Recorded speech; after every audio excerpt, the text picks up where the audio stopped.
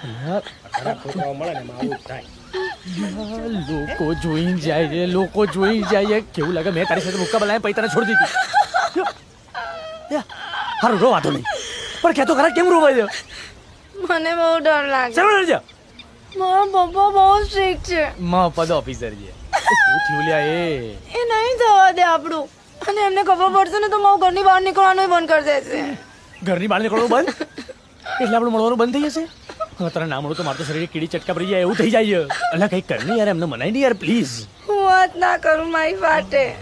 અને મને એ પણ ખબર છે કે નહીં થવા દે આપણા. ભાઈ તું કહેતો હું વાત કરું. તું તને તો સાવ અટે મારશે. એ આંગળી ના કર, આંગળી ના કર. ભાઈ તમે તમારું કામ કરો યાર. એ ઓળખતી નહીં તું હજી મને.